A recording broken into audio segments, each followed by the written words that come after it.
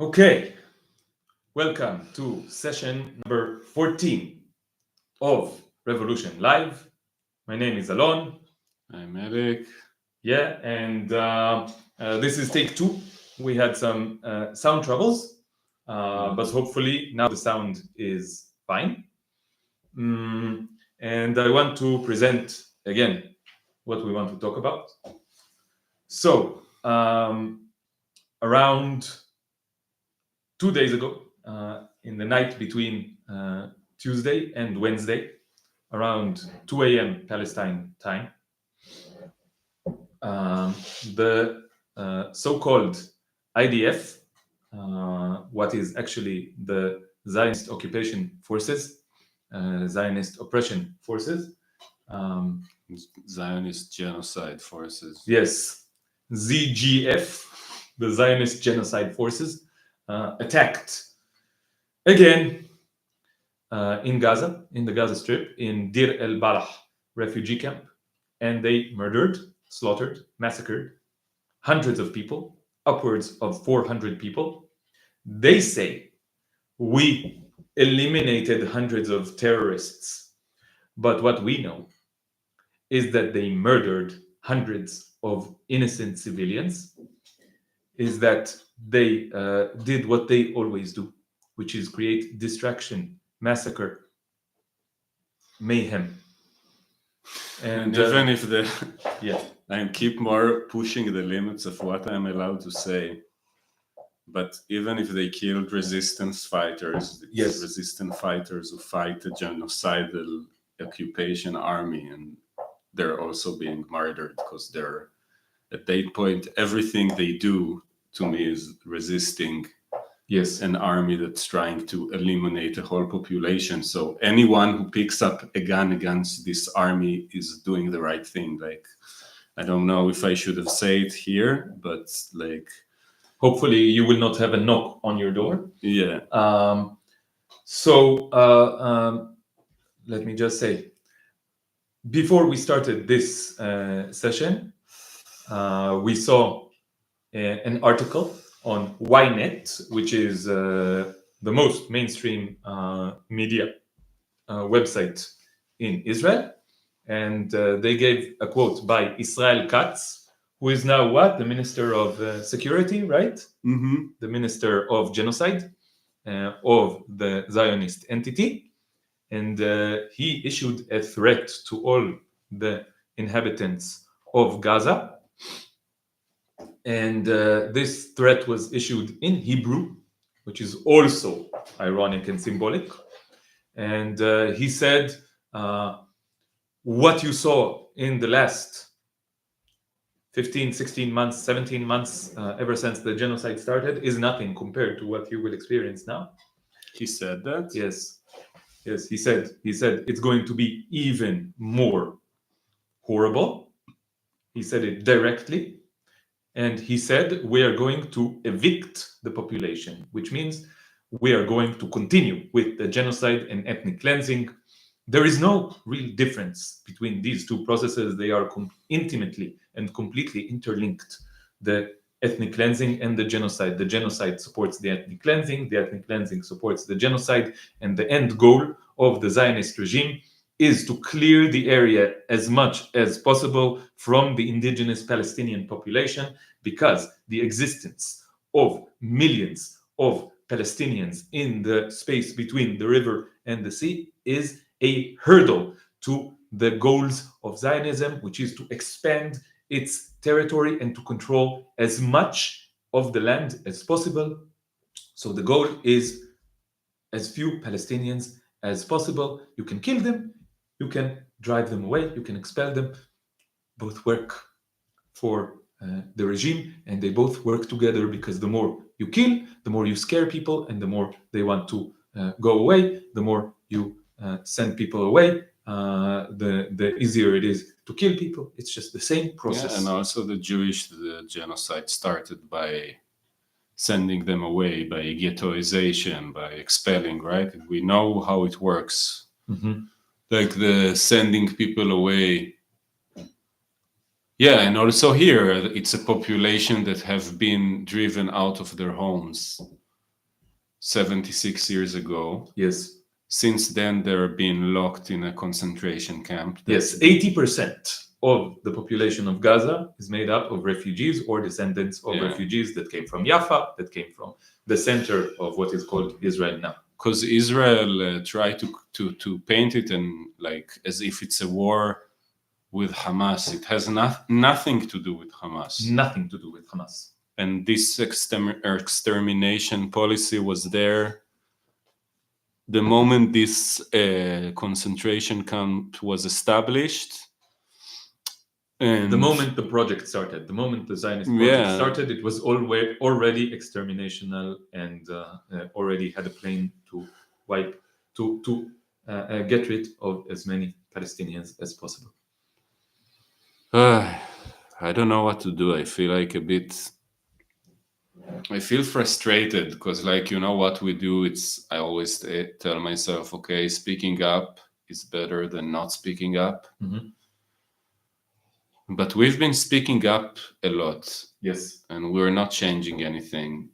And today, like, we went a bit out. I wanted to make a bit like, we went out together and I wanted to do a concert to sing a bit my protest songs to Israelis. And at the end, we played for kids in a park and they were dancing and I didn't say it was, I told you on the way back, it was, nice to make these children happy, but it felt like... It felt weird. It felt weird because I'm entertaining kids. I wouldn't say Zionist kids, but they will grow to be Zionist because this is how their parents... Because their parents educate them to hate. And I want them to... I want these children to be happy. They deserve to be happy, but it's like... What is this situation when on one reality that I live, I play music to kids and I see them laughing and enjoying, and it's so beautiful, and then I read on my phone on other people or other kids not so far away from here being bombed and killed, maybe by these parents of those kids. Yes, like maybe they had something to do with it. Like it's not far-fetched to think that some of them have been serving in this genocide. Yes. We are factually surrounded by literal murderers. Everywhere you go. Yes. I more and more feel I just have to get the fuck out of here. I don't know. Yes, but it must be said that the vast majority of humanity are murderers in any case. It's not just Israelis who are murderers. Israelis tend to be murderers of where the victims are of the species Homo sapiens, but the vast majority of humans are mass murderers of other species. Like cows, like chickens, like pigs, like sheep, like goats, like ducks. And this is something that is horrible to acknowledge, but is just factually true.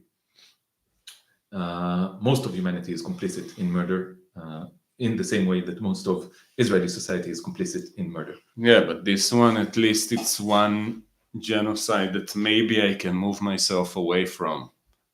At least it's one genocide less. One genocide less. Yeah. It's moving from Nazis squared to Nazis to the power of 1. Or maybe from Nazis to the power 7 to Nazis to the power 6. I don't know. Yeah, and I don't know. Yeah. But I want to tell our viewers that the weather here in Haifa, in occupied Palestine, the occupied Palestinian city of Haifa, is very, very weird now. Around an hour ago, it stopped being sunny and nice. We were out in the street, like Elik described, and we will talk about this experience more in a few minutes. But it was sunny and nice, and then we came back home, and within like 5 minutes, everything became very rainy and windy and bizarre. And maybe this is my mystical side talking, maybe it's my irrational side talking, but I feel like it's no coincidence that there is such a storm here in the metaphorical sense, and also a literal storm started the weather in my mind really reflects the things that I am feeling right now. And I feel like there is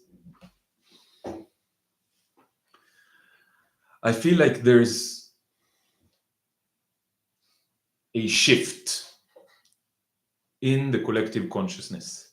I feel like there is a crisis going on. And this crisis is a result of like really horrible things that happened. But every crisis is also an opportunity. And I feel like there's a moment here. There's a moment where people are very much outraged. And that we need to take advantage of this, that this is also an opportunity.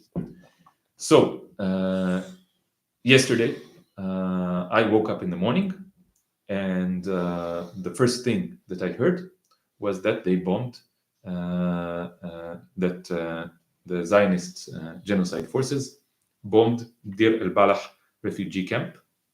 And many of our viewers probably know that we have a friend who lives there. His name is Muhammad. He lives in Deir el-Balah refugee camp, and we had a couple of conversations with him that are on our podcast Yalla on Elik's channel. And we've been talking to him a lot in the last few months, and I feel like we've gotten pretty close. And the first thing that I thought about was, what is going on with Muhammad? So the first thing that I did was send him a message. Muhammad, are you okay? And he answered. So physically, he specifically was okay, but he told us that they bombed around his house. They bombed 5 buildings around his house, and that one of his best friends was severely injured. He didn't even know what was going on with his friend at the time, but later he found out that he was severely injured, and that his entire family, we're talking about, I didn't even, brothers, sisters, Yes. kids. Yes, parents, like I think it was 7 or 8 people were murdered. And this is, a small fraction of the 400 people who were murdered. And in Israeli media, I saw this morning in Channel 14, which is an extreme Zionist media channel. They said that they eliminated hundreds of terrorists. And I can tell you for certain that Muhammad's friend and his family were not terrorists. And it's, a very interesting moral and philosophical question. What is even the meaning? Do you even have permission to issue a death sentence on a horrible criminal after a fair trial? But this is so far removed from this. Maybe we should do a deep discussion about how all the different levels that what is actually going on in reality is removed from even the most, minimal of liberal morality, Yeah, that you do a trial before you decide to kill somebody. Yes, I am a radical, and I don't believe in liberal morality, and I have a lot of criticism against liberal morality. But what is actually going on everywhere in the planet and in occupied Palestine, especially, is like completely removed from this. Even from the problematic morality of liberals. So when Muhammad told us about what happened, he was angry. He was furious at the Zionist regime who did this to his friend and his family, and also to Muhammad's family. A few months ago, like during the last year and a half, a lot of people from Muhammad's family were also murdered. And this is just, no one in my family was ever murdered. Yeah. No one in my family was. I never experienced any of this. And every single person who lives in Gaza experienced probably dozens of people who they know from their family or friends, or family of friends who were murdered. Never in my life did I experience someone who I was connected to in any way who was murdered. Never. Never. Yeah. And so Muhammad was furious, rightfully furious. And Muhammad is a very pleasant person. He is a very positive person. He is a very gentle person. He is a very deep person, intelligent person. But still, he was furious because this is the correct emotion to feel when a horrible, dark, powerful force murders people around you en masse. And I feel like a lot of people all around the world felt this sentiment of fury, of anger at what is going on. People are done. They're absolutely done. Like, as much as we were done until now, we're it, it's one level above. I'm completely done. And how can we use this? We can use this energy. Anger is not something to be afraid of. Sometimes anger is the correct feeling. And in these situations, anger is the correct feeling. And it is something that you can use, that we can all use as a compass, as something that directs us to the root of the problem. And the root of the problem is Zionism. And the thing called Israel, which is just the manifestation. Yes, the thing that realizes the plans of the Zionist project is this thing called a state, called the State of Israel. And this thing must be dismantled. It needed to be dismantled not yesterday, not a week ago, not a year ago, not a decade ago. It needed to be dismantled 76 years ago. It never should have been. But given that it wasn't dismantled until now, it needs to be dismantled completely and immediately, right now. And I think that every one of us who cares even a little bit about justice, freedom, morality, logic, anything, love, peace, any positive thing that you can believe in, will scream now, dismantle the Zionist project completely and immediately. And this is what... and everyone that's saying less than that is not, I don't know, they're not getting it yet. It's either they're not getting it or they're getting it and they don't want to say what have to be said. Yes, or they're part of the problem. Because some people here were talking about it on the way, like there's a lot of demonstration in Israel. Yes, we want to talk about that as well. Maybe you can tell our viewers what is going on in Israel. Many people went to Jerusalem. They didn't go to work. They went to demonstrate in front of the Knesset. And many soldiers now are writing that they are going to refuse to go and fight, because also we need to understand that they're tired too and they don't want to fight anymore. And also, they know that the hostages are going to be killed if the war continued, and a lot of people don't buy what said in the government, channels that says we're gonna. Like I saw what the channels who are supported by the government say. It's like we're gonna push more so we get the hostages released, and most of the people understand it's exactly the opposite. Yes, even Zionists, even the cult members who have been subjected to heavy propaganda every second of their life from the moment that they were born, many of them can already see through this lie. This lie is so pathetic that even they can see through it. But they still, they're not becoming anti-Zionist, that's for sure.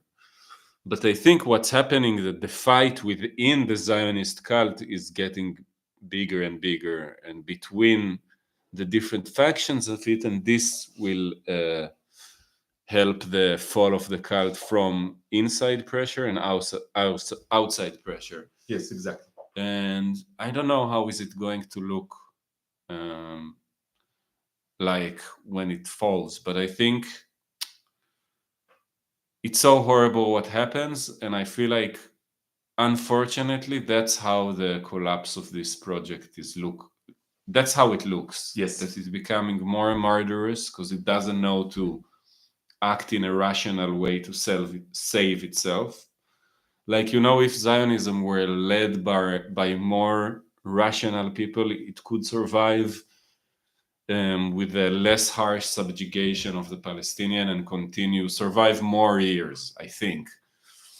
But this brutality shows me it's horrible, but it shows me that its days are shorter than, like, this is the only optimism. Maybe I'm Yes. wrong, but this is the only thing that keeps me a bit optimist. Yes. Even though I must say, as a person who all my family and friends are here, I'm also scared that it will fall through huge amount of violence, of civil war, and whatever will happen. But I understand that anything that needs to happen in order to make this project fall needs to happen, and it's not even a matter of what I say or what I think is good. Like, this is what I recognize as happening. Yes. Yes, I agree. In the last year and a half, we have been talking, and a lot of people around the world have been talking, including Ilan Pape, who was mentioned here in the comments a few minutes ago, about how the Zionist project is collapsing. And I feel like what we've seen in the last, 48 hours, 36 hours, whatever it is another stage of this. I really, the rift within Israeli society, this chasm that is opening, is very, very apparent and very, very obvious. Yeah. Even Zionists are now objecting to what is going on. Even a lot of Zionists, liberal Zionists, are now saying, we do not want the war, the thing that they call a war, the thing that is a genocide, but they can only call a war, to continue. They don't want it to continue for their own selfish motives, because they want the hostages back, and they don't believe that this is the way to get the hostages back anymore, because they see that this is just killing more and more hostages. A thing that we've been saying ever since it all started, right? They can see it now already. Way to go. Because many of them are just exhausted by the situation, because many of them are having real material problems. Okay, I've been seeing more and more. Sometimes I go on Facebook just to do like research about what is going on in Israeli society, and there is a page on Facebook called Statusim Metzaitzim, which is tweeting statuses. Okay, and it's like, if you want to know about the psyche of mainstream Israelis, then this is the place to go. They share a lot of posts that became viral, and then they become even more viral. And more and more and more, I saw posts by people who are saying, I am in financial ruins because I spent the last year in the reserve forces. I cannot maintain my job. I cannot maintain my business. My family is destroyed. My kids don't recognize me anymore. I am fighting with my family. I feel completely exhausted. I don't have any more money. I borrowed, tens of thousands of shekels, and I have no way to. And the government doesn't help these people. Yes, it sends them to kill and die, and doesn't say, like, that. How can society sustain such thing? Yes, it's not sustainable. No. This is the thing, that even if you don't care about morality at all, which most Zionists at this point do not, even if you don't care about your victims at all, which the vast majority of Zionists do not care about at this point at all, there are still like physical barriers to what can and cannot be done. And people have sacrificed themselves en masse for the Zionist cult, for the interests of the Zionist cult. But not everyone will sacrifice everything for the cult. There is a limit to this. Each person has their own personal limit, which depends on how much they are connected to the cult and subjugated to the cult. And not everyone is 100% subjugated to the cult. Yeah, it's also like, it's they feel that that's what we were talking about, right? When we were on our way here, many feel that okay,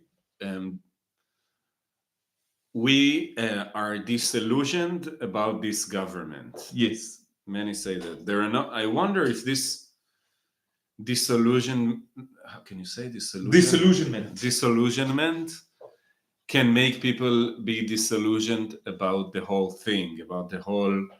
Because I asked some people, like I have a friend that is anti-Zionist now. He doesn't live in Israel. And I asked him, like, what made you change your mind? mm-hmm.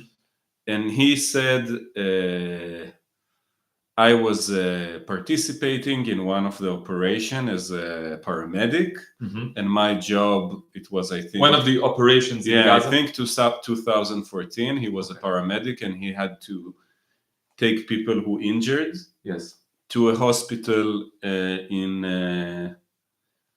inside Israel. He was, and that was his job. And he saw that when he came to the hospital, there was a TV in the hospital, mm-hmm. and he saw that what they say in the TV was completely different story from what he saw. Yes, and then something clicked. Like, mm-hmm. he saw, first of all, I saw the level of bombardment was way from what I thought to be real. And I also saw that the media is lying about how many people are injured from our side, that there's much more casualties than what they say. Yes. And when he saw they're lying, he said, okay, all my life, something correct. Maybe all my life I've been lied to. Mm-hmm, mm-hmm. There is a crack in the story. So I wonder if people, and now like, and the lies are a big part of this machine, right? Like they say we kill. It's a critical part of this. Yeah. The machine cannot operate without the lies. But first of all, many soldiers see these lies, but somehow they still, they're locked, right? Because if they already did stuff, so they understand that if it's like they know the lie, but they have to continue lying, otherwise they will have to face justice. Yes. And they will have to face the crime that they did, and they don't want to do it. And so it's a whole society that have agreement upon this. And it was like this since 48. It was lying about that there was Palestinians here, and that. Yes. So I wonder if for some people it will do, okay, it's not just that this government is lying now, it's that the lie is inherent part of how the system work. And I don't know. Yes. So I think one way that this system works, and one of the biggest lies of this system, is the lie of the liberal version of Zionism. And this is true. You can generalize this, and this is true about all of the empire. Okay, liberalism is this kind of the notion that you can fix or reform, or what is liberalism? We criticize it all the time, and I don't think we gave a satisfying definition ever. One of the problems with liberalism is that it's so difficult to pin down. Okay, and whenever you pin it down, it escapes and goes somewhere else. It's very elusive. But yes, it's maybe liberalism is. One of the aspects of this is that no, the problem is not deep; it's circumstantial. Okay, mm-hmm. and that it's not Zionism that is the root of the problem. It's the current government. Okay, Yeah. and maybe we should have this discussion that we started having before. You want to raise the question that you had a discussion with your friend, right? And he raised some point, and maybe we can use this to deconstruct this lie of liberalism. But Yeah. before it, I want to say that this is like, I think radicalism is what happens when you become completely disillusioned with the current status quo, with the current system of power. Yeah. You go, oh fuck, this is completely screwed up. This is completely rotten. There's no way to fix this because there's no way to fix something that is itself the problem. Yeah. And this leads you to be a radical.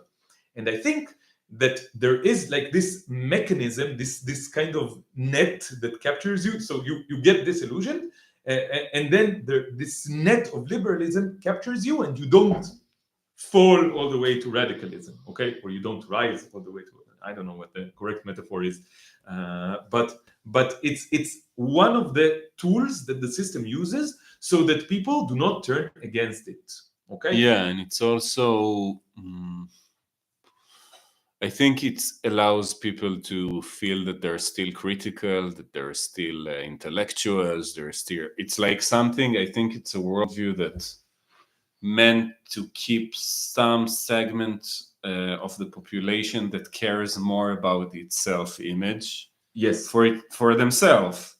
Like, I think many people here who are expressing the more, let's say, naked face of Zionism are people from more low social status because Yes. they have less to lose. They Yes. don't need to Yes. look good in the eyes of their peers, but their belief system in when 7th of October happened, everyone agreed that you need to destroy Gaza. Yes.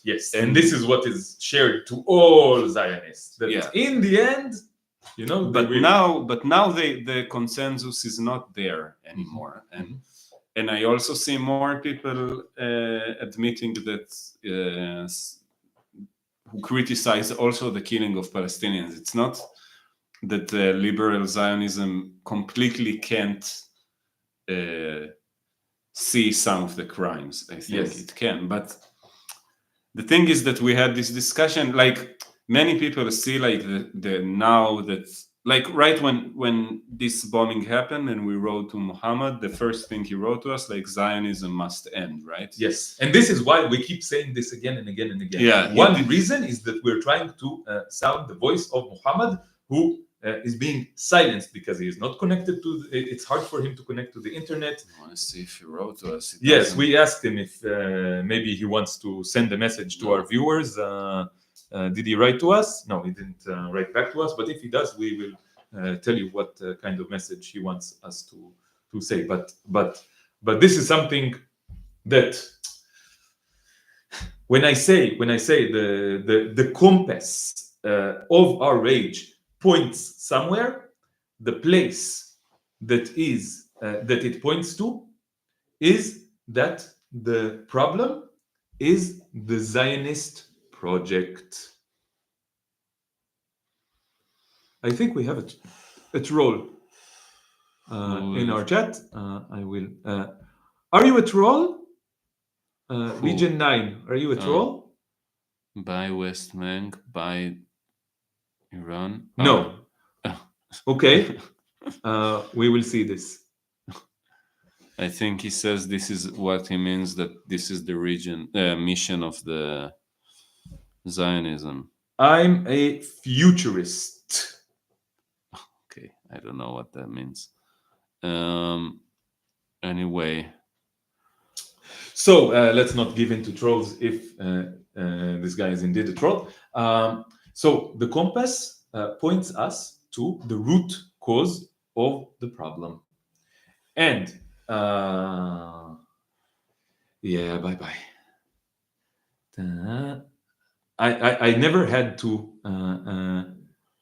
remove a troll, but I think I'm gonna put you in timeout. Okay. In timeout for 24 hours. Bye. Wonderful. Okay. Interesting experience. First time for me. Okay. Someone said no, keep him. Too late. Anyway, what did we want to say? What we wanted to say was this thing called liberalism that is trying to say that the problem is the government. Okay? But can I play the devil's advocate for now? Yes, and the devil is liberal Zionism. Liberal Zionism. Because it's clear that the continuation of this genocide now, it's not, why to say it's because of Zionism, it's because of Bibi Netanyahu want to keep his power. It's because he has a right-wing coalition. And if we would have a better guy, maybe this would have happened and we already have a deal and maybe things would be much better. And when you're saying it's all about Zionism, you're blocking any kind of, you're just, I don't know, like that's what my father would say, for example. And many people who are demonstrating now, they say, what's happening is because of this specific particular government who's both corrupted and, I don't know, super fascist right-wing, but there are better people out there who are, I don't know. So someone asked for a link to the article about Israel Katz, the Minister of Security, the Minister of Genocide of the Zionist entity. But look what this said, like Gallant, who were considered to be more centrist, right? Yes, more moderate. More moderate, he said. Renewing the fire in Gaza, the right thing to do. That's what he says. Yes, he was the Minister of Security before Katz, and people these liberals went to protest when Bibi fired him. So it just shows they protest in his favor. In his favor, this must be. But where is this quote from Katz? Let me see what I can. Okay, let me just go into Ynet. Tamar, if you have the link, please put it up. Where was this? I can't seem to find it right now. Okay, I'm sorry, I can't seem to find it now. So we will just continue. Okay. Yes. So we want to answer this argument, right, of liberal Zionists. We want to dismantle it, like we want to dismantle Zionism, or maybe just a little bit less. So here is a fact. In the last 29 years, ever since 1996, that makes 29 years. Out of those 29 years, around 24 of them, right? I don't know, between 20 and 24 of them, Netanyahu was the prime minister of Israel. Yeah. This is just a fact. Just a fact. So I think just by saying this fact, you already undermine this kind of argument. Because just factually, the prime minister of Israel, the face of the Zionist project, has been Netanyahu for the vast majority of the last 3 decades. Yeah. Okay? So what are you talking about? What are you talking about? Right? There is no other prime minister to the Zionist project, and in this situation, there cannot be. Netanyahu is being objected to heavily by almost half of Israeli society, and still they cannot remove him from his power. He is under, he is being a trial against him is being conducted as we speak in 4 different counts of heavy corruption, where if you go into the evidence and look at the evidence, you will be like, yeah, this guy is 100% guilty. There's no doubt about that. And this trial has been going on for how many years now? I don't know. 5-10 years now. Something like that, yeah. It's going for so long. And he is still the prime minister of Israel. But then, people say he bombs Gaza in order so he can stay in power. He doesn't have to do anything with ideology. It's just a corrupted guy on power. Okay, but the fact is that the Zionist project produced this situation. The direction that the Zionist project went brought it to a situation where the head of the Zionist project is so corrupt that he is committing a genocide. Yeah. Out of ideology? I don't know. Not out of ideology? I don't know. Who the fuck cares? This is what is happening in practice, in reality. Yeah. Not in their imagination. Okay? So liberals always love to imagine. Imagine a Zionism that is good. Imagine a Zionism that does not commit a genocide. I don't know, your imagination, that's okay, whatever you have in your imagination, but it is not more important than actual reality. So this is one way that we can dismantle this argument.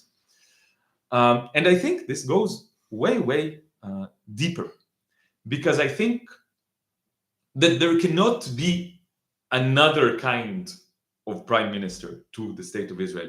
Like Donald Trump is the president that the US deserves, because Donald Trump is American capitalism, the most, how do you say, mezukak, refined version of American capitalism. The most concentrated version of American capitalism is Donald Trump. The most concentrated version of Zionism is Bibi Netanyahu. This is the prime minister that the state of Israel deserves. This is the only prime minister that the state of Israel can have at this point. I also think when you say it's this man, so you need to ask yourself, why this man, for me, the way I see it is, because the way liberal Zionists like to see it, they see Zionism something good or okay or not that bad, that something horrible took over it, right? That's how they see it. Mm-hmm. And I think it's the most...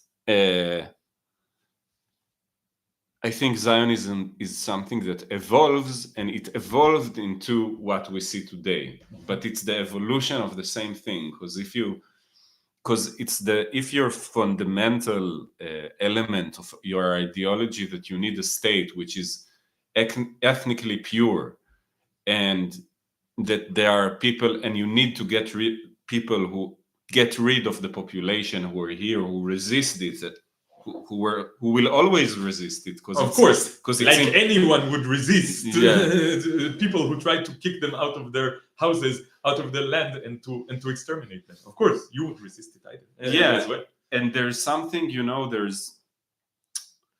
there's something inherently what liberal left is doing, liberal Zionists doing. It says let's have this ethno-nationalist state, which only Jews can constitute a majority on a place where there were not a majority of Jews.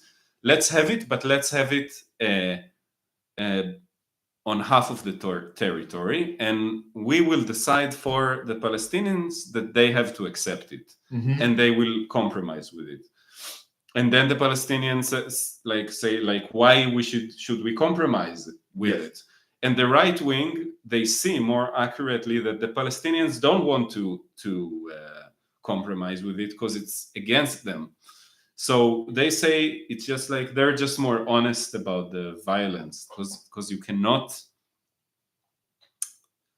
the left wing the Zionist left accept the Palestinians to accept something that nobody would accept. And they keep lying to themselves that maybe there's some Palestinian leader like Mahmoud Abbas, which actually they succeeded to, turn him into a collaborator. And then see, he's willing to compromise. And there's, I don't know how to break this illusion. I think I see my parents, like I talk to them and I see them holding to that illusion again and again. They see, you see, maybe now after the war, the Arab states gonna take over Gaza and they're gonna put a new leadership for the Palestinians who will agree to sign a deal with us. Yes. And like, but let's just say one more thing. Every single year of my life, I think you would agree with this, Elik. The situation, they like to call it the situation, in occupied Palestine, in Israel, has become worse than the year before it.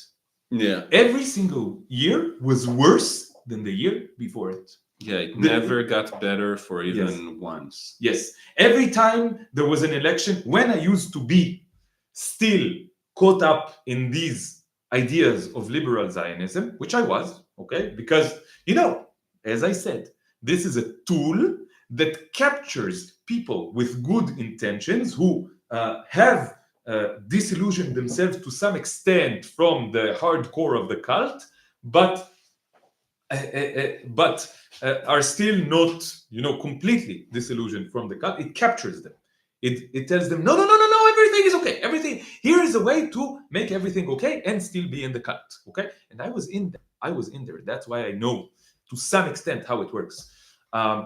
So when I was still in this place, I kept hoping that this time the election would be better. Yeah. I voted for Meretz, the most liberal Zionist party, okay, or maybe for Hadash, okay, which now I see still as a liberal Zionist party, even though it's mostly made up of 48 Palestinians, okay,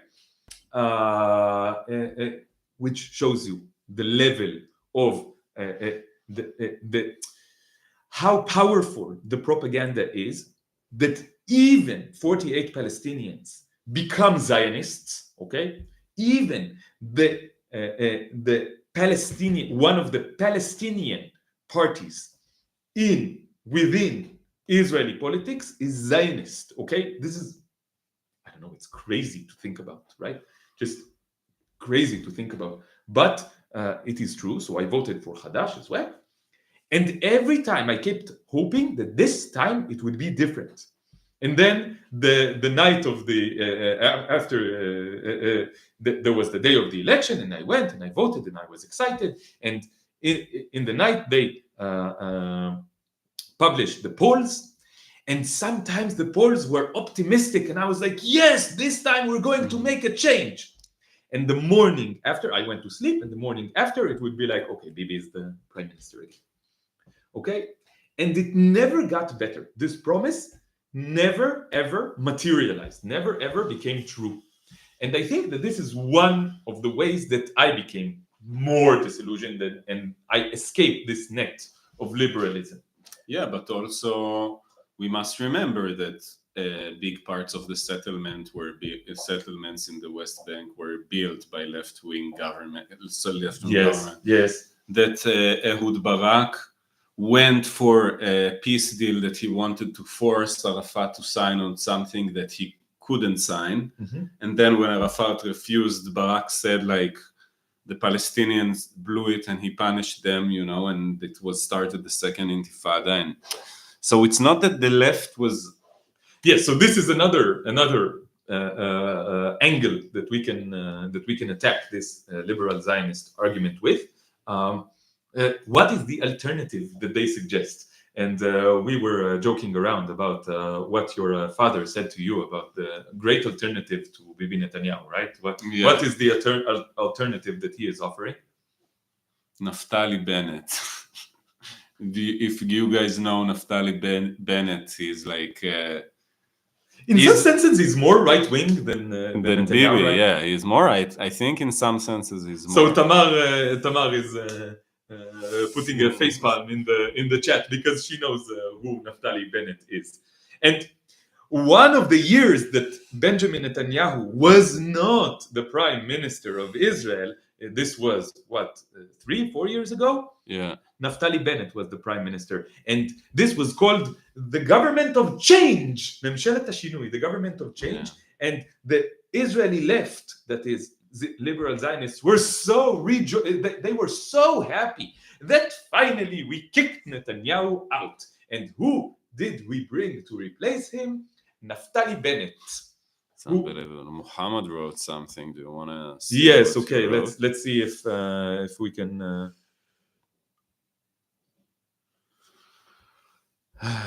Oh my God. He said Zionists have just announced they've started the ground operation.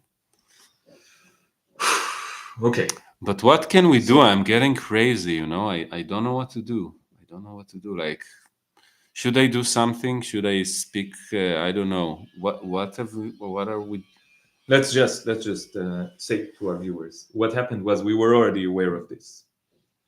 So the Zionist genocide forces, what is mistakenly called the IDF, the Israeli Defense Forces. Someone was Goering or Himmler, Hitler's best alternative. Yes, exactly. Let me just finish this announcement. They started a ground operation in Gaza now.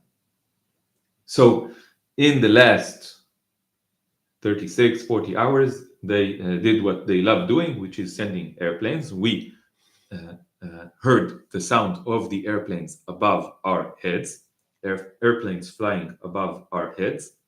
This is one of Elik's songs that he wrote during the genocide. And the airplanes, by the way, the pilots of the airplanes tend to be liberal Zionists, which is another thing that we should say about this. So we heard the sound of the airplanes flying above our heads to go and bomb Gaza. And this is the way that they killed murdered hundreds of people in Gaza in the last 2 days. Okay. And after October 7th, they did this for a few weeks before they started sending in troops, ground forces. Before they started the ground invasion, they had to do a lot of work before they could send the troops on the ground. But now it took less than 2 days. And already they started the ground they are re-invading Gaza with ground forces. So you see how they keep advancing and advancing and advancing. It keeps becoming worse and worse and worse. Someone wrote, if Trump deported Adi Kalai, would Israel take him back? I don't know who Adi Kalai It's is. this guy that did really good YouTube video about the October 7th, like amazing one that analyzed it from. I sent it to you. We need. Yes, I never got to watch it. He's amazing. He's like analyzing it from like Frantz Fanon level to like military counterinsurgency. But I don't know. I wonder if it's true or you're just. I don't know. Okay, so let me try to refocus our discussion, because I feel like there is a moment in history right now. Okay, it is a horrible moment in history, but sometimes the horrible moments are also the ones that are the start of some kind of change. And I think that everyone around the world, including us, including Muhammad, including all the inhabitants of Gaza, including everyone who still cares about Palestinians and who is not caught up in the propaganda machine of the empire, is outraged to a level that we didn't know before. And I think that we should use this rage, we should use this fury, we should use this outrage to become more focused and more active. If we become desperate, if we become weak because we don't feel like we have any possibility to affect positive change, then we have been beaten by the system. Elik, Can you pick up your viola I feel and so play something for us? I feel so frustrated. I know. What to do. I feel like And you? I am almost on tears. I know, and this just is feel like this is why Elik, I want to remind you of your power, and your superpower is music. Maybe come closer to hear the it. I don't know. What should I play? play whatever comes to your soul. Play something that is part of the revolution, please, Elik. Please tell us if you write in the chat if you can hear the music well. Do you hear it? I don't know what to Play your feelings, Elik. Play your feelings.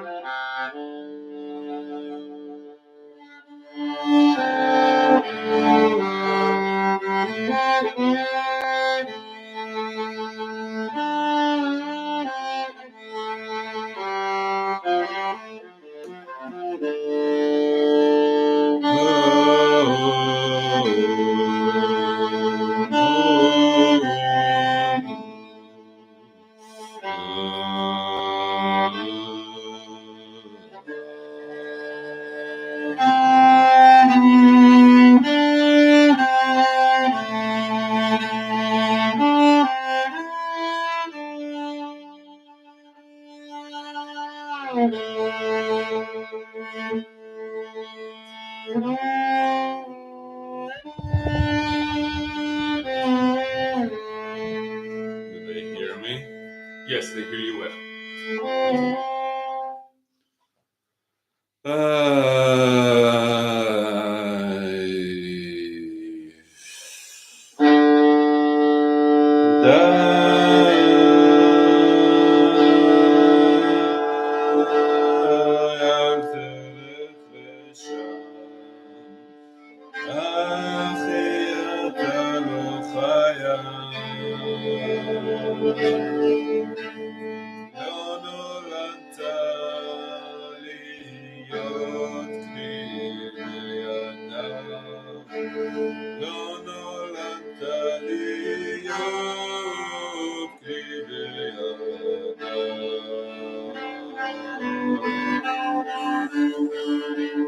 Don't go there, you have other destination.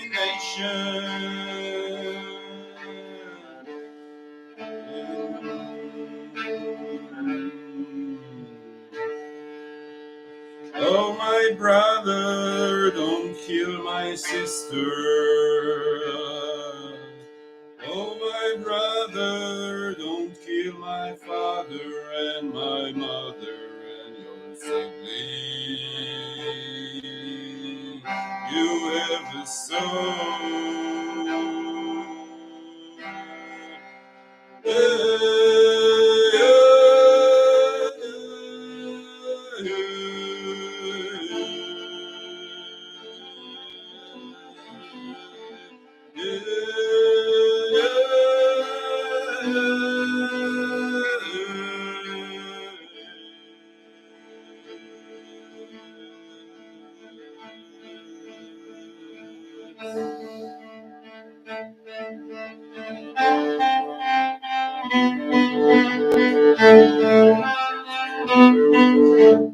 Do you have something to say? I have something to say. Music is powerful. Music opens avenues. It opens pathways in our mind, and our mind is the same as reality. Our minds are part of reality. Reality is part of our minds. When we open pathways in our minds, pathways open in reality.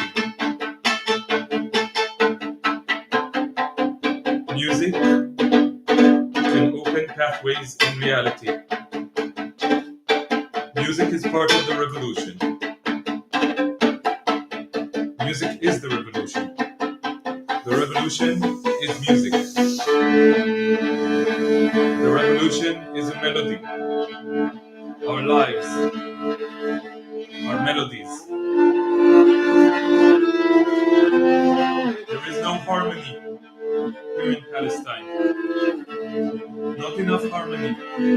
Not enough harmony in Palestine. Not enough harmony on earth.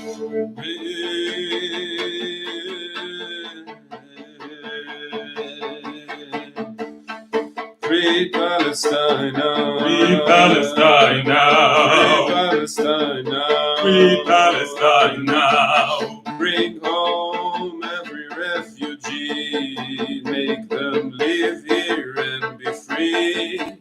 I wanna be here when Palestine is free. Make it happen in my lifetime. Make it happen in your lifetime.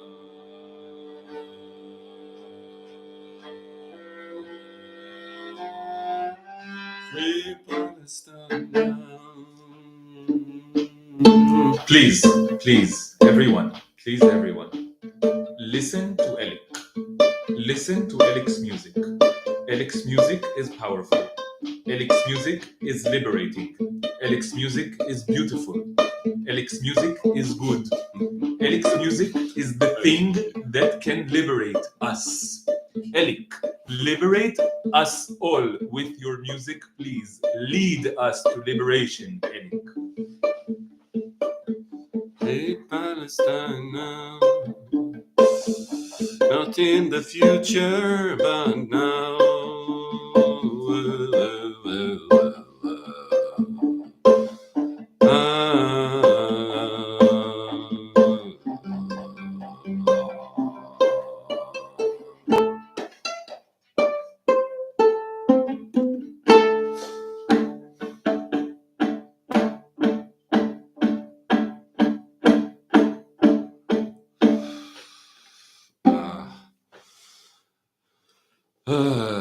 How do you feel, Elik?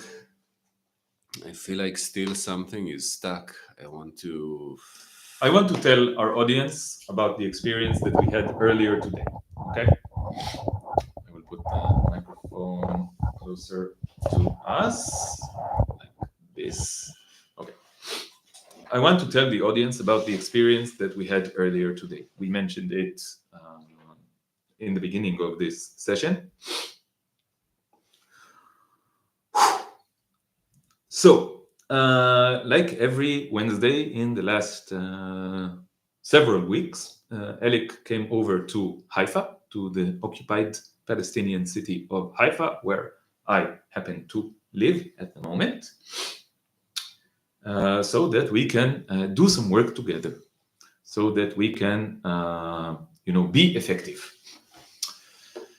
And because we were so broken and confused and desperate around all the craziness that is going on in occupied Palestine in the last 2 days, we didn't know exactly what we wanted to do. And then this thing that we have been talking about for a very, very, very, very long time, it suddenly made more sense. Why? Because it might be crazy, but when everything around you is crazy, then your craziness starts to make more sense. And what we wanted to do was to go to the streets of occupied Palestine, surrounded by subjects of the Zionist cult, of the genocidal, fascist, violent Zionist cult, and play music that is anti-Zionist. And Elik, you want to tell us what were our thoughts around this? We thought that in order to come closer to the microphone so that everyone hears you.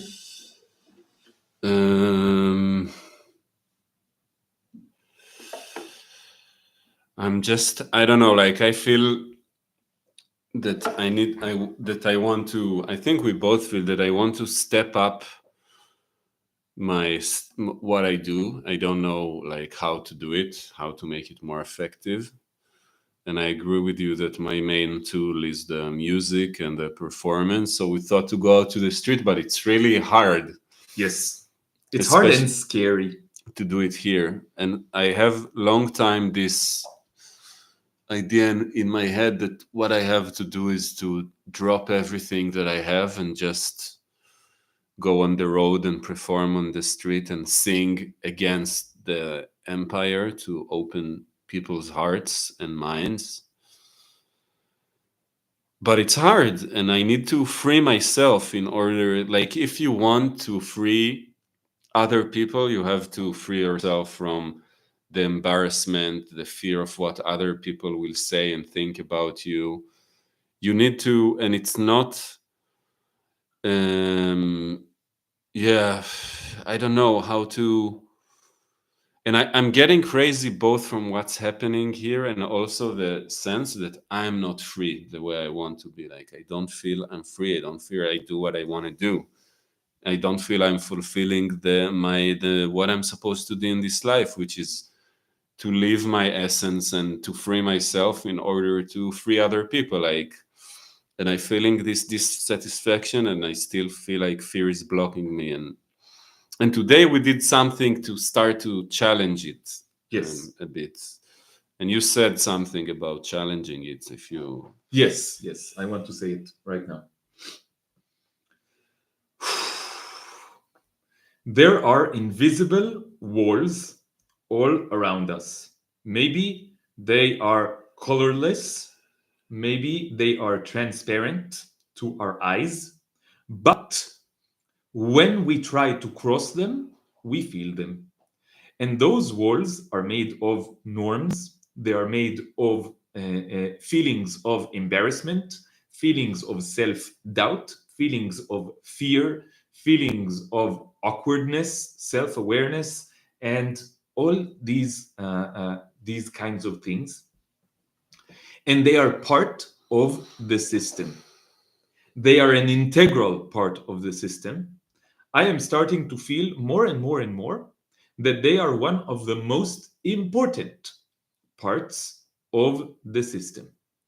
What happened was that we started walking around Haifa, and we tried to find a place where Elik can stand and play music that challenges the powerful system around us. And it was so difficult to find such a place. The space is designed so that there is no such a place. There is no place where you can physically stand and challenge the system. It is very, very rare. So we decided to do it anyway in a place that wasn't really, that didn't really feel right, because no place felt right. But we wanted to do it anyway. So we went to a square in the middle of Haifa, where there is like an art installation that has been there for over a year around the hostages, around freeing the hostages, the Israeli hostages held in Gaza. Not the Palestinian hostages, of course. No one cares about the Palestinian hostages here.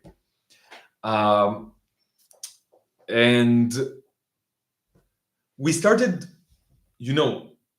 examining the boundaries. I had the role of trying to push you because I don't have as much musical talent and ability as you do.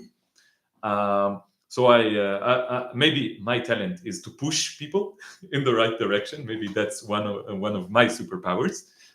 Like creating music is one of your superpowers, and I tried to push you to do it more and more and more. And then I just sat and saw you do it more and more and more.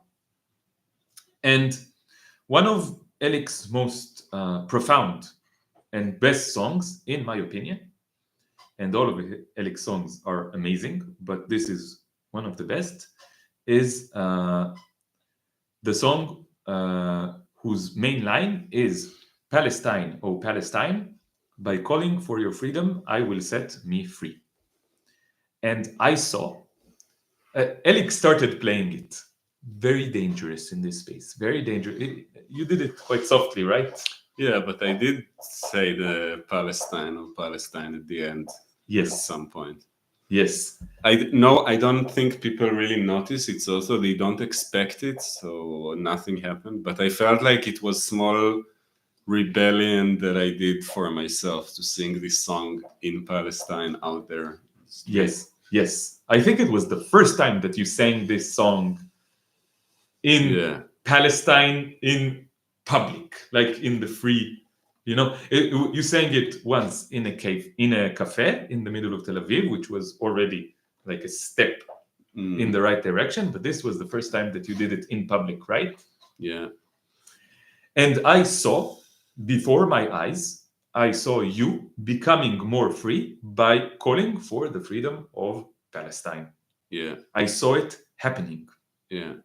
And I want to tell you, Elik, I want to tell myself, and I want to tell all of our viewers that this is a very deep realization about the structure of our society. That society is restricting all of our freedom heavily, and that each and every one of us, our individual freedom is intimately connected. It is just the other side of the freedom of everyone. If you do not liberate yourself, you cannot liberate anyone else. No one else can be free.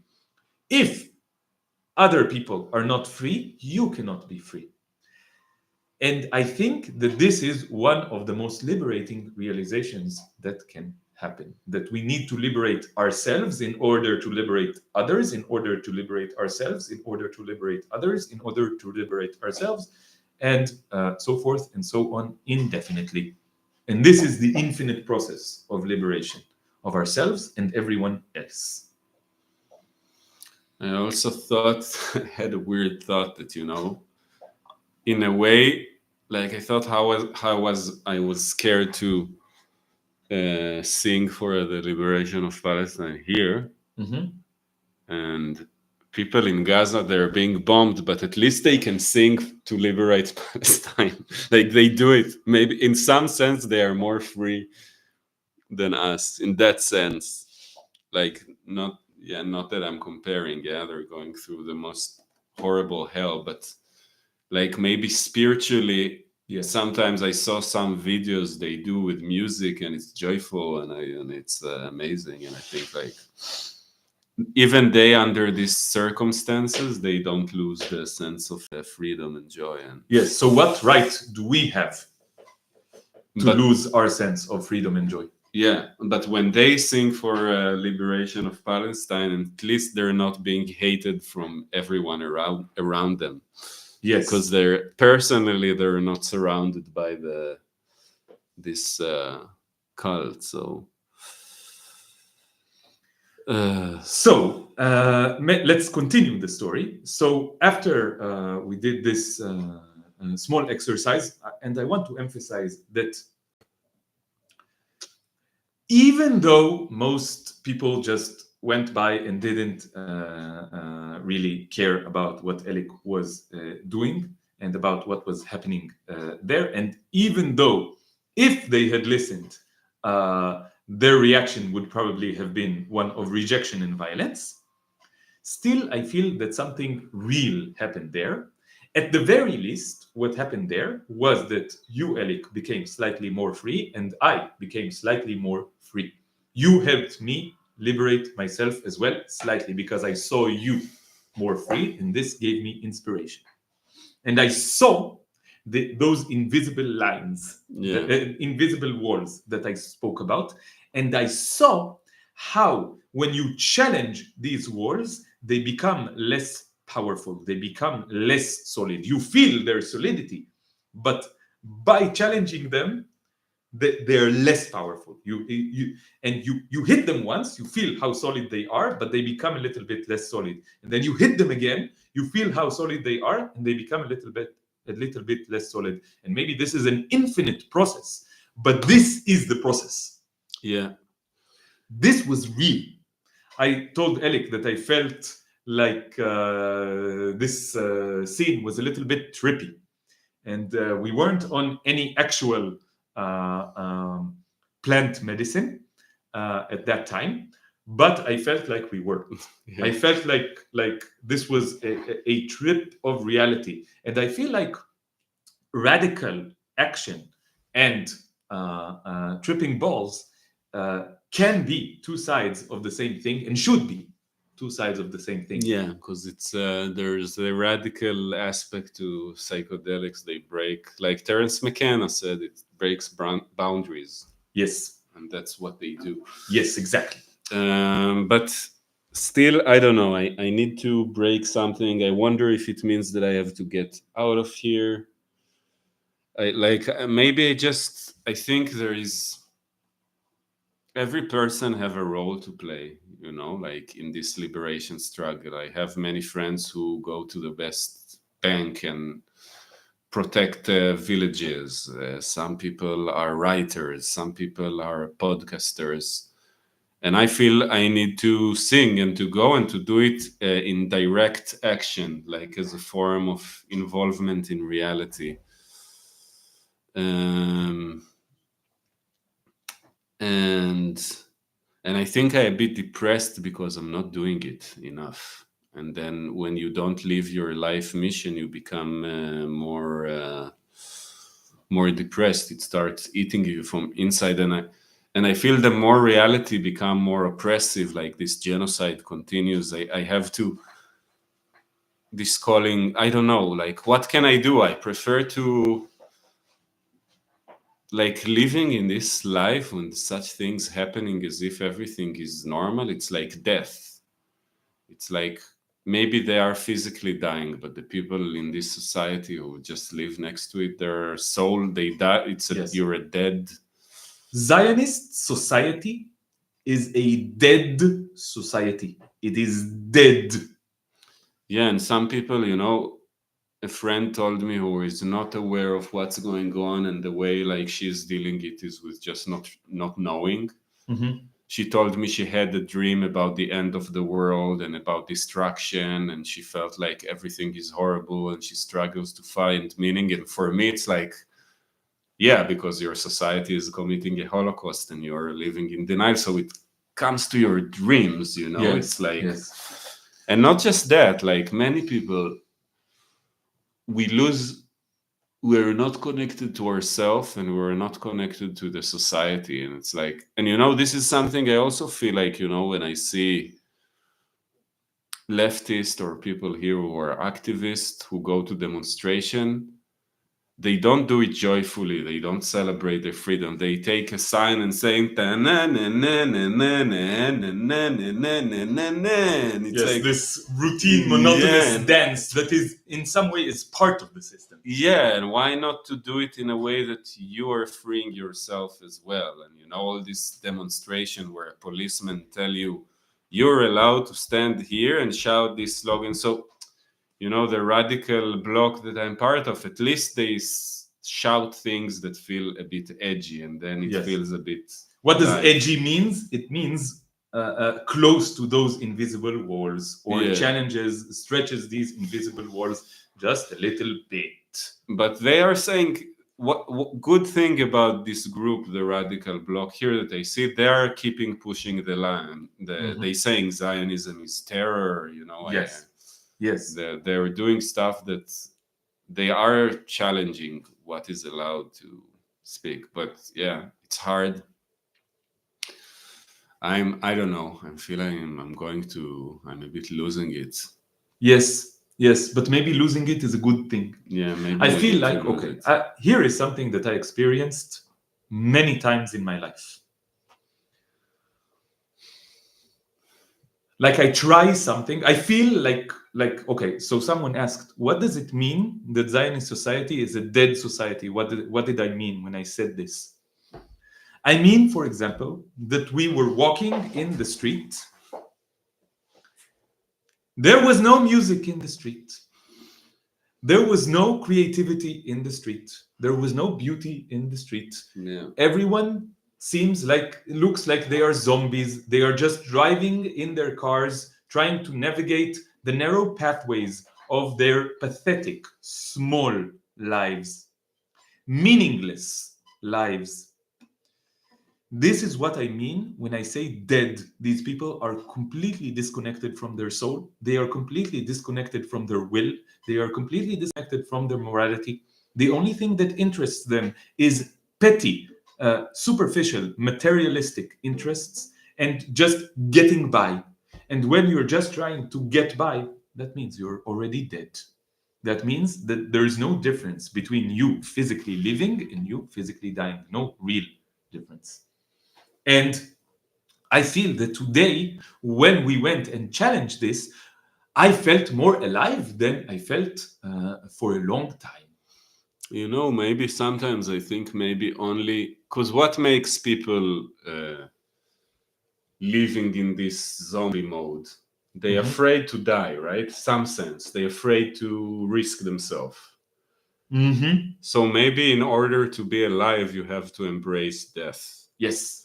Like you have to sacrifice, and even if it's not real sacrifice, but if you don't challenge fear and you just do what society expects you to do, and so this is the true death. yeah, Physical death is one thing, but soul death, this is the true death. Yeah. Also,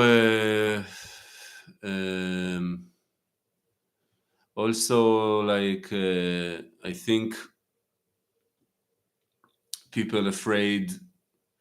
I don't know. There's so many things to be afraid of. I just okay, but maybe the thing is that you told me something correct today, that you said like that I want to break all the fear in one shot, and Yes. the way to do it is to keep challenge it once at a time and not to want to. Because if I would do what I want, I don't know, maybe I would stand with a viola in the middle of the road and stop the cars, or maybe I would, I don't know what I would do. I would be way more crazier than what I am. So I think today, okay, so I started saying that these moments of crisis, so you try to do something. Yeah, in my life, I had a lot of long periods where I felt depressed and I felt my life is meaningless. I felt that I had no hope. I felt that I had no meaning. And I tried to do something and it gave me, temporary enthusiasm for something. And then it became gray and meaningless again.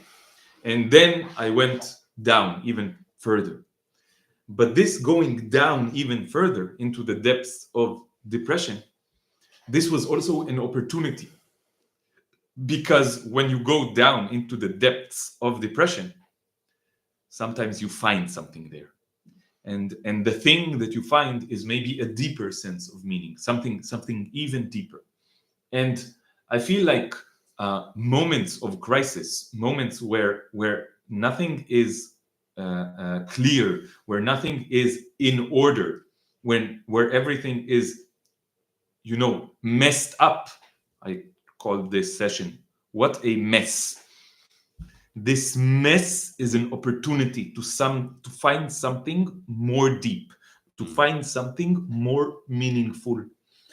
And we should not be afraid of being angry. We should not be afraid of being sad. We should not be afraid of being depressed. We should not be afraid of being afraid.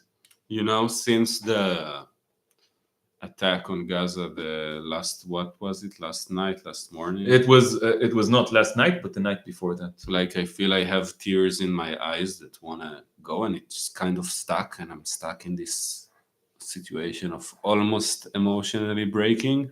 Yes. Because how much can you take it? How much, and I feel I need to,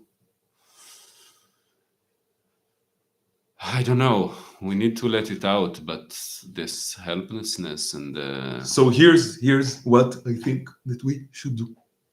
We should use this opportunity to let ourselves go, to let everything go, to become crazier, crazier, crazier, crazier, crazier, crazier.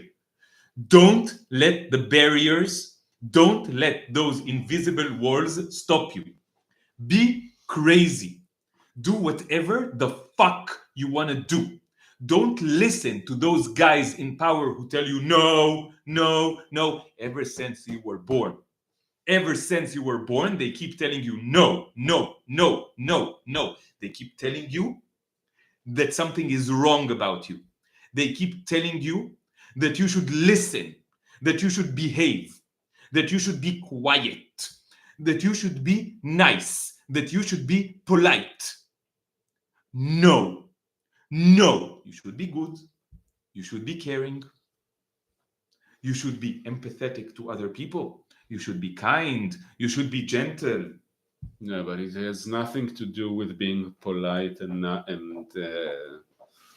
This is one of the deepest lies of liberalism. yeah, that being nice is being good. That being nice is being good. I've seen many nice mass murderers in my life. Many. And I've seen many impolite and angry and problematic and violent good justice warriors in my life. Please do not identify politeness or niceness or going along with the norms of society with being good. The norms of society are bad. You know how I know it? Because the norms of society not just allow, but cause multiple horrible holocausts. The worst things that you can imagine, multiply that by 1,000,000, and that will not even get close to what polite, civilized society is causing right now as we speak. Please do not go along with it. Please do not listen to them. Our audience is revolutionary. Our audience is anarchist. That's why they came to us. That's why they're listening to what we have to say. That's why they're connecting with our words. Please, I want you guys to become more revolutionary. Please, I want you guys to become even more free. I want you to not cooperate. I want you to not collaborate. Ahmed, thank you for being with us. Let us also pray for Ahmed's family for one moment. Yeah.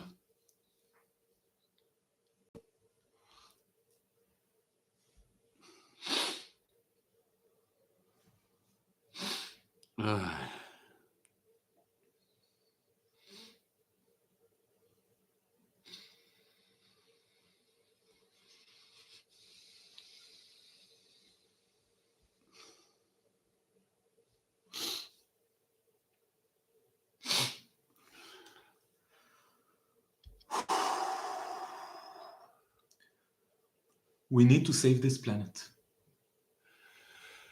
The planet is in a very bad situation.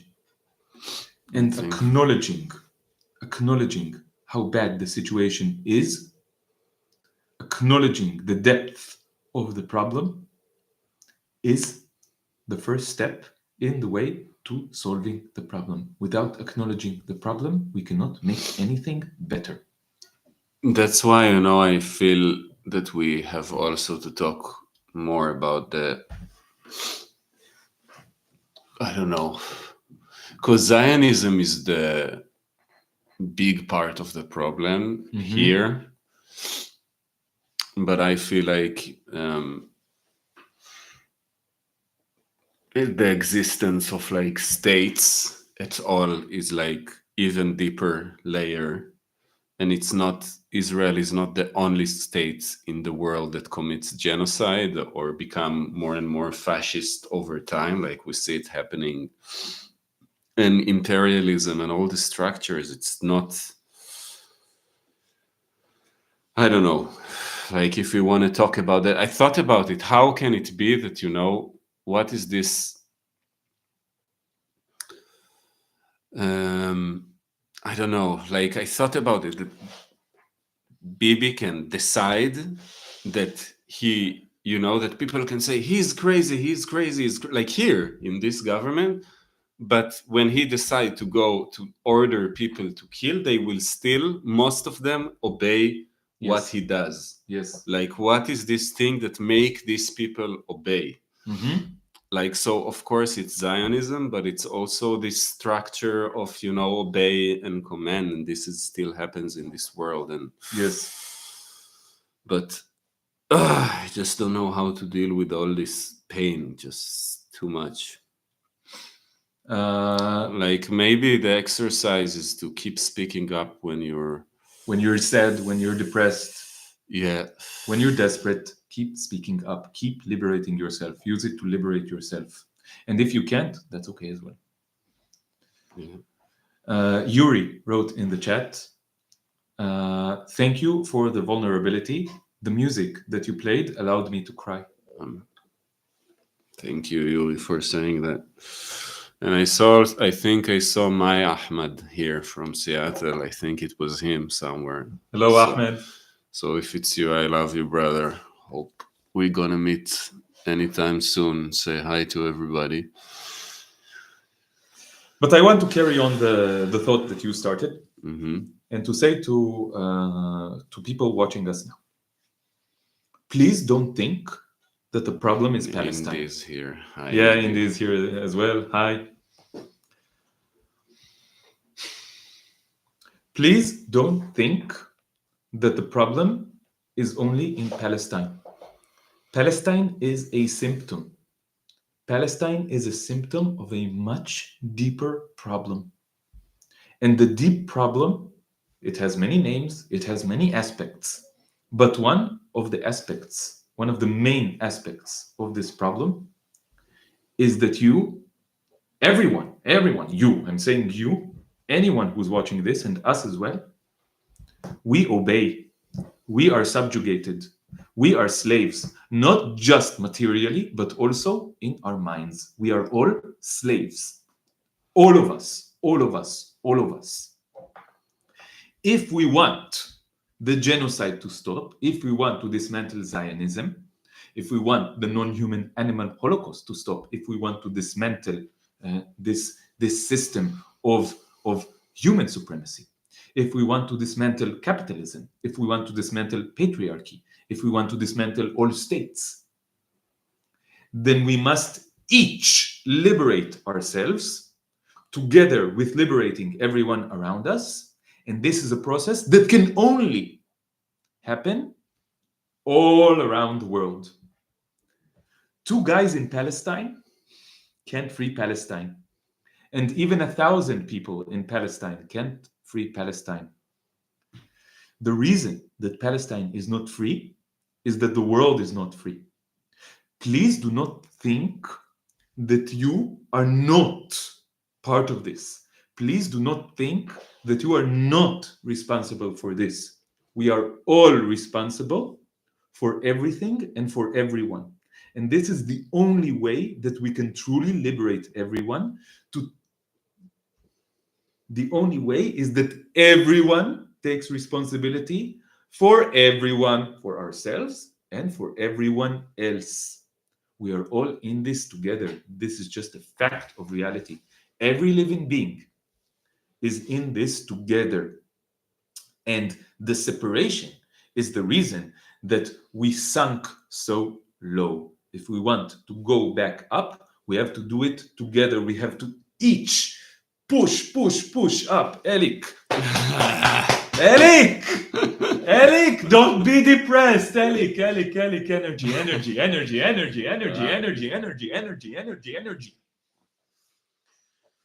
Everything sucks so bad.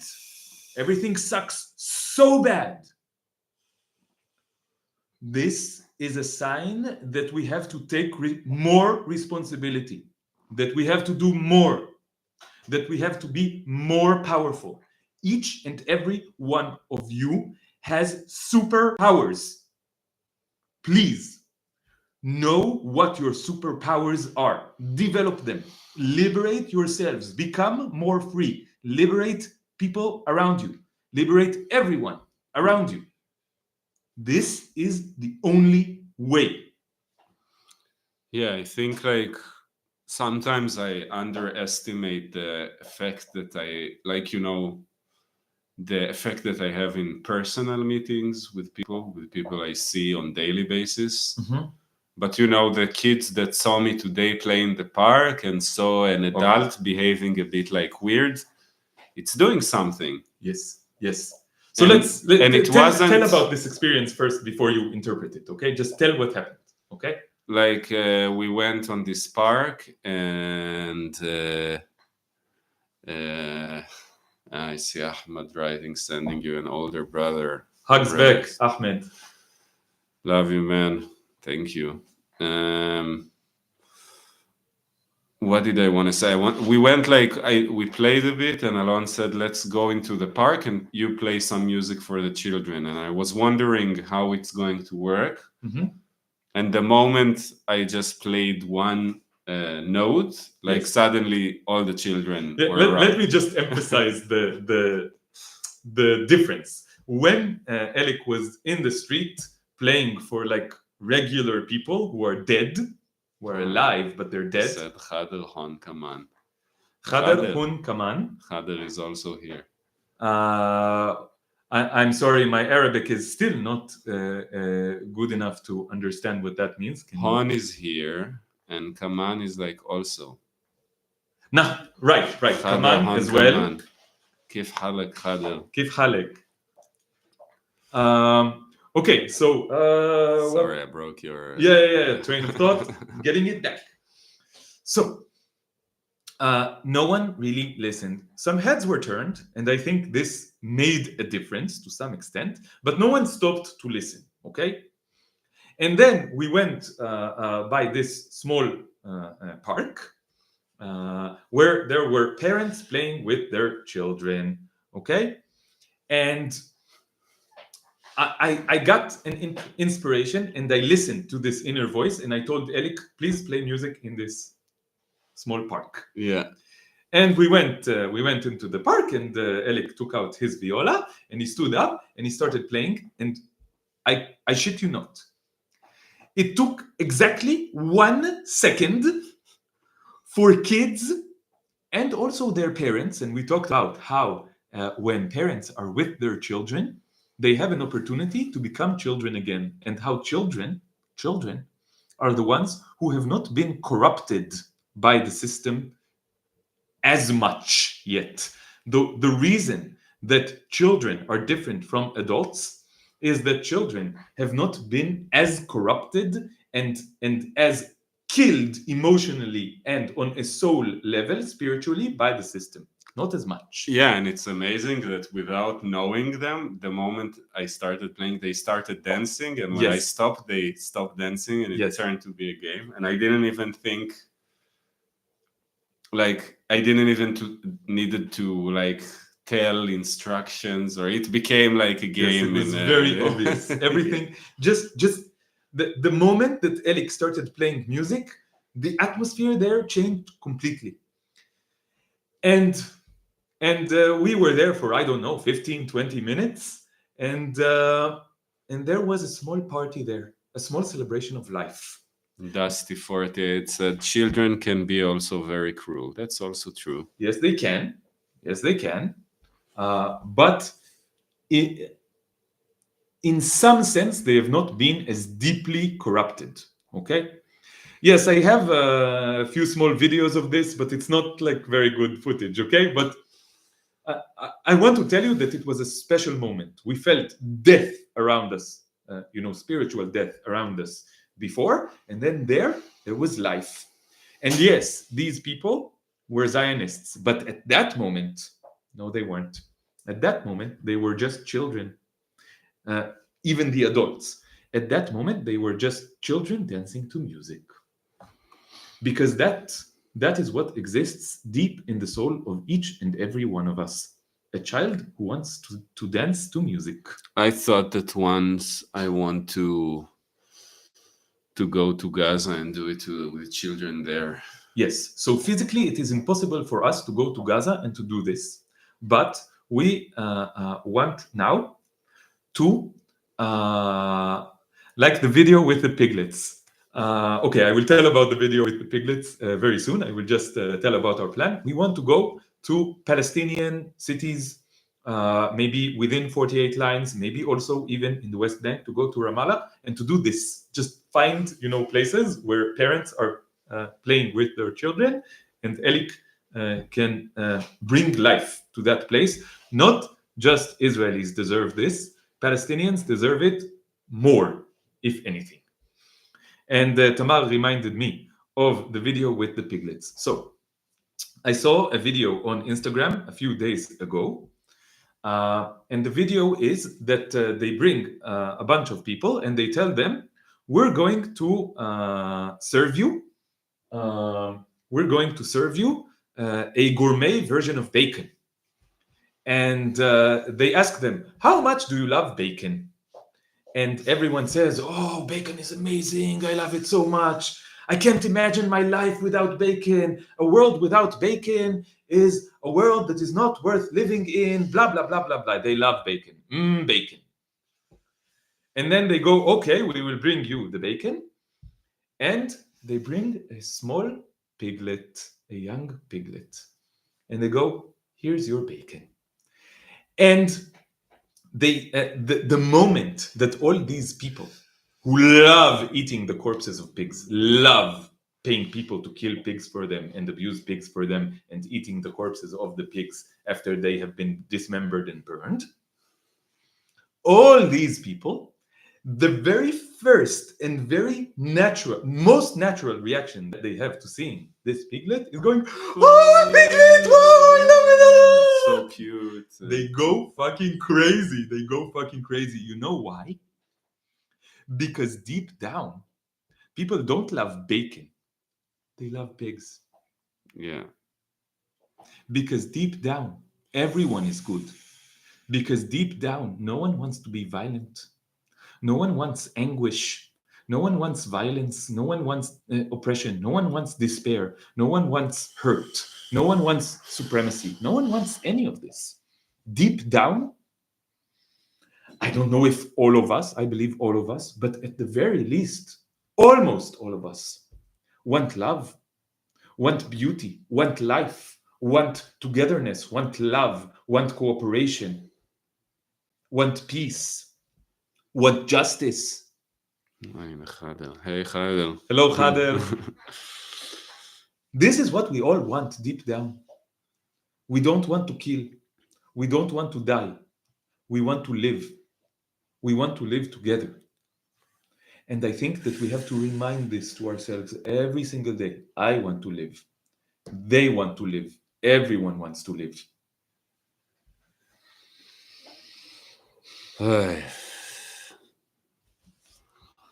Okay, Elik, last thoughts before we finish. Before I close it up. Yes.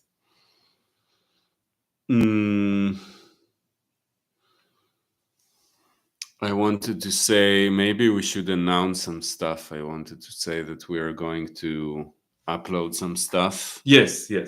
Some announcements. Okay. Some announcements, maybe, because I feel like a bit, we need to close it up soon. Yes. Because we have a lot of things we're going to upload soon, right? We have the episode with Manar, and it's going to be uploaded at Yala, and it's very important that people will listen to it about what's going on in Syria. Yes. In parallel to what's going on in Palestine and in Gaza, there are things that are going on in Syria which are highly related. This is all part of the same thing. Yeah. And a lot of violence and horrors are happening in Syria as we speak. Yeah. Specifically in the coastal area of Syria. And we spoke a few days ago, we spoke with our friend Manar, who was part of the Syrian. He was born in Syria. His father was born in Jaffa. His family had to escape to Syria, and Manar was born in Syria. He's half Syrian, half Palestinian. And he was part of the Syrian revolution in 2011. And then in 2013, he had to escape to Europe, and now he lives in Germany. And he is reactivating himself. And we spoke with him about what's going on in Syria. It's not clear what's going on in Syria, but we wanted to bring some more information because Manar has direct connection to people on the ground there. And we just need to click to make the video public. It's already up. Yeah, but please watch it. And I think it's important, like the people there need solidarity too. The people in the coastline that being massacred and ethnically cleansed, and it's not quite over. So it's and it's a very horrible story. So I think. So this is Elik's channel, Sound of Anarchy. Our podcast Yalla is there, where Khader was a guest. Hi, Khader. Yeah. Khader is saying, Alon, I love it when you talk about the goodness of humans. Please, people only kill when they disassociate from reality. I agree completely, Khader. It's a very deep realization. So this is Elik's channel, Sound of Anarchy. Our other podcast, Yalla, is there. And very, very soon, the episode with Manar will be up over there. Yeah, and we have 2 things to upload to our podcast as well, right? So the One State Solution podcast will have 2 new episodes very soon. So one of the episodes is where we went very, very deeply as we could in 2 hours into the subject of normalization that has been on the headlines a lot lately, surrounding the controversy around the movie No Other Land that won the Oscars. And we used it as an opportunity to discuss, to have as nuanced as a discussion as we could around this subject of normalization. What does it mean and why it is important? And I have to edit this, but this will be very minimal editing. So I think we can put it up again even tomorrow. So please watch that. And there's another episode that is waiting to be uploaded, right, Elik? Yeah, that we said that we criticized the pro-Palestine movement, right? I don't know if this is what we did. That was the intention, and we ended up criticizing Zionism more than the pro-Palestine movement. But we said we need to. It's the first episode where we seriously criticize what's going on within the pro-Palestine movement, and this has to do with norms as well. The moment that you have a group of people who are collaborating, norms start to form. And some of these norms will be positive, and some of these norms will be not as positive and not as constructive. And it is always important to challenge norms, even within your own movement. Okay? Yeah. So that was.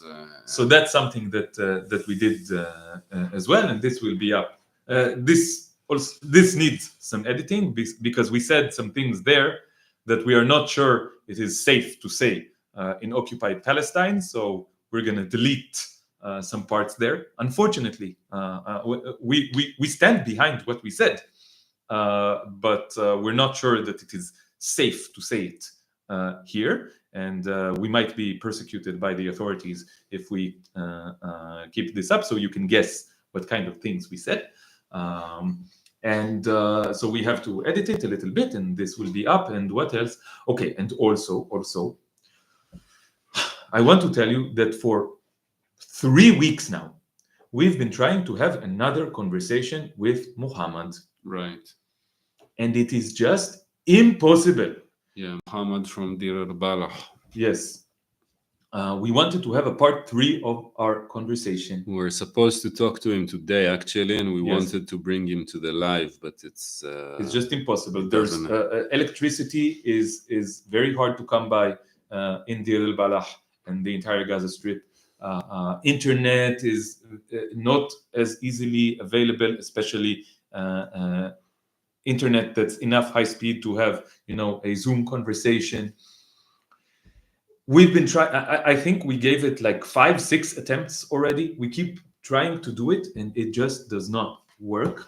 but we're not going to give up. We think Muhammad's voice is very, very important, and we think that the conversation that we are having with Muhammad, both about what is going on in the ground in Gaza during this genocide, and both about Zionism being the source of the problem, and about our shared vision of one democratic state for all inhabitants between the river and the sea, we think that this is maybe the most important discussion to have about what is going on right now in Palestine, right? Yeah, and I think like Muhammad is one of the most clear and knowledgeable, and right, Yes.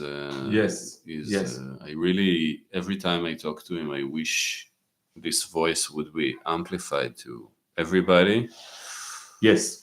So this we cannot promise. We cannot promise that this episode will be up soon, because now the situation is becoming even worse. But we're going to try our best to make it happen. We're not going to let you see the irony that the system of oppression is oppressing us so much, and especially Muhammad, so much that it's impossible to criticize the system of oppression. This is how it works. It's oppression all the way down. Okay, so if you give in to the oppression and not criticize the oppression, then you strengthen the oppression. So we're going to try our best to not let this happen. So hopefully within a week or two, we will be able to upload this third part of our conversation with Muhammad. Yeah, and soon I will be releasing my EP with 4 songs. I really hope it's going to be happen soon. Maybe that will be the excuse to go for a tour and get the fuck out of here for a while. Yeah. Or just to go on. Yeah, it's going to be a genocide song, Jewish Brother, Imata Yarita Bo, and Palestine or Palestine. 4 songs. Yes, 4 amazing songs. Yeah, they have already been recorded and they are now being musically... What is the term? Editing and mix. Editing. But it's Mixing, very free vibe done. It's not like perfectionist editing. I recorded most of the instruments and it's a bit messy, but I like it messy. So so I hope to release it soon. Elik, you want to play one more song before we close up the session? What song would I play? Palestine or Palestine. All right. As you see, I'm missing one string because it's got ripped off yesterday and I didn't have time to change it. More oppression of the system that ripped one of Elik's viola strings. Okay. Palestine, oh Palestine, by calling for your freedom, I will set me free from separation and distortion of reality. Oh Palestine, I will free you, you will free me. Palestine, oh Palestine, by calling for your freedom, I will set me free from separation and distortion of reality. From separation from my soul. Oh Palestine, it's all or nothing ghetto.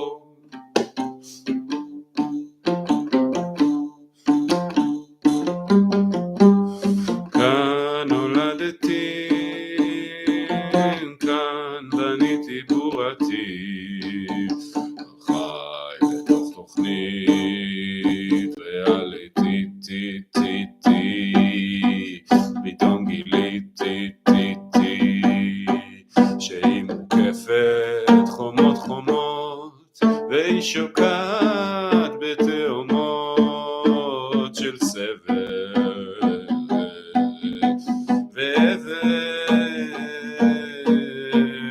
Palestine, oh Palestine. You're calling for your freedom, I will set me free from separation and distortion of reality. Oh Palestine,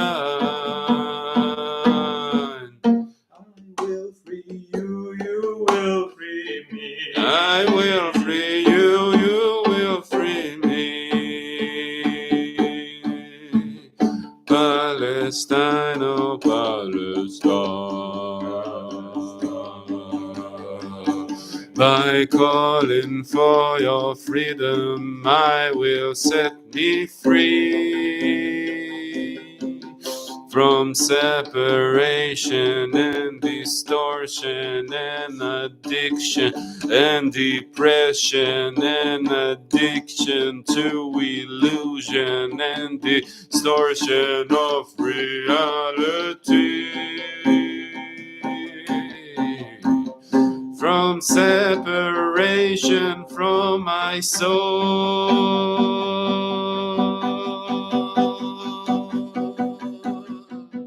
Oh Palestine, it's all or nothing at all.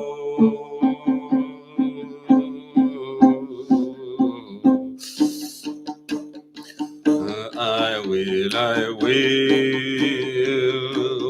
set me free. I will free you.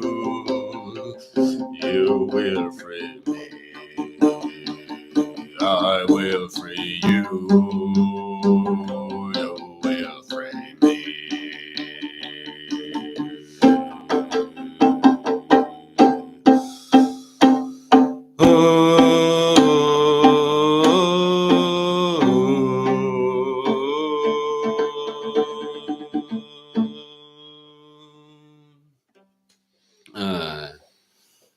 Free Palestine, free yourselves, free everyone, freedom to all living beings, freedom to the entire planet. Yeah, let's keep up speaking up. Yeah. Thank you everyone for being with us. Thank you, Elik, for the music and for the profound thoughts and for this discussion. Thank you everyone who wrote in the chat. And we will continue. We will not surrender. Yeah, we will keep speaking up. And yeah, I hope that everyone here will also find their ways. We don't always have, there's not so much we can do, but at least keeping up the discussion. Yes. Do not surrender. Long live the revolution. Bye-bye, guys. See you next time.